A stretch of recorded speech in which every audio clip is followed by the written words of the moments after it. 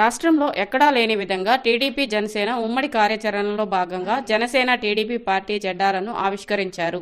ఈ కార్యక్రమానికి ముఖ్య అతిథులుగా జనసేన జిల్లా అధ్యక్షులు మనుక్రాంత్ రెడ్డి, కోవూరు నియోజకవర్గం టీడీపీ ఇన్ఛార్జ్ పోలంరెడ్డి దినేష్ రెడ్డి పాల్గొన్నారు.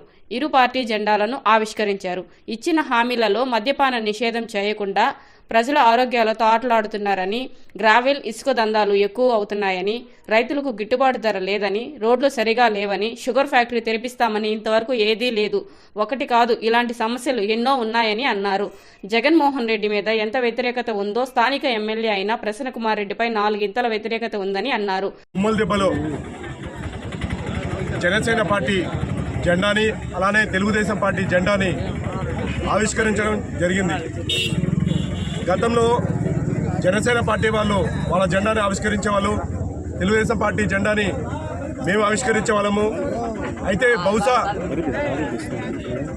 పవన్ కళ్యాణ్ గారు, నారా చంద్రబాబు గారు పొత్తును ప్రకటించిన తర్వాత ఆంధ్ర రాష్ట్రంలోనే మొట్టమొదటిసారిగా ఉమ్మడి జెండాలని కలిపి ఆవిష్కరించడము బహుశా కోవూరు నియోజకవర్గంలో మొట్టమొదటిసారిగా జరుగుతుందేమో అని చెప్పి నాకైతే అనిపిస్తుంది.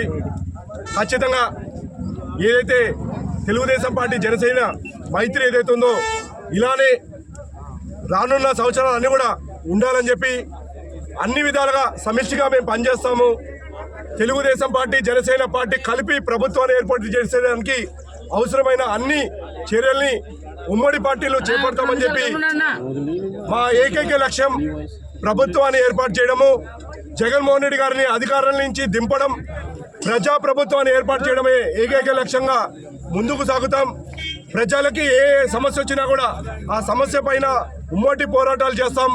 అలానే రానున్న రోజుల్లో ప్రభుత్వం ఏర్పడిన తర్వాత కూడా రానున్న రోజుల్లో కూడా ప్రజలకు అవసరమైన అన్ని సంక్షేమ పథకాలు అలానే అభివృద్ధి కార్యక్రమాల్లో కలిపి ముందుకే సాగుతామని చెప్పి ఈ సందర్భంగా తెలియజేసుకుంటూ, మంచి శుభ సందర్భంలో ఇవాళ ఈ కార్యక్రమానికి విచ్చేసిన మనుక్రాంత్ రెడ్డి గారికి, అలానే జనసేన పార్టీ నాయకులకు, అలానే తెలుగుదేశం పార్టీ నాయకులకు అందరూ కూడా పేరు పేరు మీ అందరూ కూడా అభినందనలు తెలియజేసుకుంటూ ధన్యవాదాలు తీసుకుంటాం. గుమ్మలదిబ్బలో జనసేన పార్టీ, టీడీపీ పార్టీ కలిసి 2 జెండా ఆవిష్కరణ చేయటం, జనసేన పార్టీ జెండా ఆవిష్కరణ, అదే టీడీపీ పార్టీ జెండా ఆవిష్కరణ రాష్ట్రంలోనే ఇది ఎక్కడా జరగలేదు.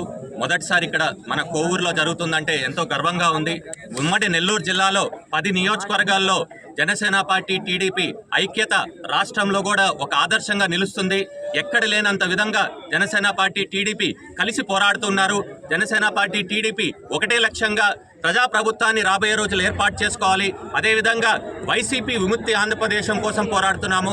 అదేవిధంగా వైసీపీ విముక్తి నెల్లూరు జిల్లా కోసం పోరాడుతున్నాము. ఎందుకంటే ఈ వైసీపీ పాలనలో ఈ జగన్మోహన్ రెడ్డి ముఖ్యమంత్రి అయినప్పటి నుంచి ఎక్కడ చూసినా రాక్షస పాలనే ఉంది. ఎక్కడ చూసినా ఈ వైసీపీ వైఫల్యాలే కనబడుతున్నాయి. ఎక్కడ చూసినా ఈ ప్రజల బ్రతుకు భారం అయిపోతుంది ఈ వైసీపీ పాలనలో. నిజంగా ప్రజలు ఎప్పుడెప్పుడా జనసేన పార్టీ, టీడీపీ ప్రభుత్వం ఏర్పడుతుంది, ప్రజాప్రభుత్వం ఏర్పడుతుంది, మనల్ని ఎప్పుడు కాపాడుకుంటారని వేచి చూస్తున్నారు. నిజంగా ఈ జగన్మోహన్ రెడ్డి ముఖ్యమంత్రి అయినప్పటి నుంచి మద్యపాన నిషేధం చేస్తారని ఎన్నికల ముందర చెప్పి మద్యపాన నిషేధం చేయకుండా చీప్ లిక్కర్తో ఆరోగ్య సమస్యలు తీసుకొని వచ్చి ఎంతోమంది చనిపోతున్నారు. అదేవిధంగా కోవూరులో కూడా ఎక్కడ చూసినా రోడ్లన్నీ గోతులున్నాయి. అదేవిధంగా గ్రావెలు, ఇసుక దందా ఎక్కువైపోయింది. అదేవిధంగా చూస్తే రైతులకి గిట్టుబాటు ధర లేదు. ఒకటి కాదు, అనేక సమస్యలున్నాయి. షుగర్ ఫ్యాక్టరీ కూడా తెరిపిస్తామన్నారు, ఇప్పటివరకు షుగర్ ఫ్యాక్టరీ తెలియలేదు. కలుజు తీస్తామన్నారు, బ్రిడ్జిల దగ్గర ఇప్పటివరకు కూడా కలుజు తీయలేదు. ఒకటి కాదు, అనేక సమస్యలున్నాయి. ఈ కోవూరు నియోజకవర్గంలో కూడా జగన్మోహన్ రెడ్డి మీద ఎంత వ్యతిరేకత ఉందో స్థానిక ఎమ్మెల్యే ప్రసన్నకుమార్ రెడ్డి మీద 4 ఇంతల వ్యతిరేకత ప్రజల్లో ఉంది. వాళ్ళ సొంత తమ్ముడే అసలు మాకు ఈ ప్రసన్నకుమార్ రెడ్డి వద్దు, వేయొద్దని చెప్పి వీడియో కూడా రిలీజ్ చేశారు, ఆడియో కూడా రిలీజ్ చేశారు. ప్రజలందరికీ తెలుసు. ప్రజలు కూడా విసిగిపోయినారు. ప్రజలు కూడా ఒకటే కోరుకుంటున్నారు, రాబోయే రోజుల్లో జనసేన పార్టీ, టీడీపీ ఉమ్మడి అభ్యర్థి ఎవరున్నా అత్యధిక మెజార్టీతో గెలిపించుకుంటాం. ఈవెన్ బండరాయి నిలబెట్టినా మేము గెలిపించుకుంటాం. అంతే తప్ప వైసీపీ పార్టీకి డిపాజిట్లు కూడా ఏమంటే ప్రజల్లో ఎంత వ్యతిరేకత వైసీపీలో ఉందని తెలియజేసుకోవాలి. ప్రజలు కూడా ఆలోచించాలి. రాబోయే ఎన్నికలు మన భవిష్యత్తు, మన రాష్ట్ర భవిష్యత్తు, మన భావితరాల భవిష్యత్తు అంతా కూడా దీని మీద ఆధారపడింది. తప్పకుండా ప్రజలు కూడా అందరూ కూడా ఆలోచించి ఈసారి జనసేన పార్టీ, టీడీపీ ఉమ్మడి అభ్యర్థి ఎవరు ఉంటారో తప్పకుండా గెలిపించుకోవాలి. మన విజయం కోసం మనందరం కూడా తోడ్పడాలని చెప్పి కూడా కోరుకుంటున్నాను.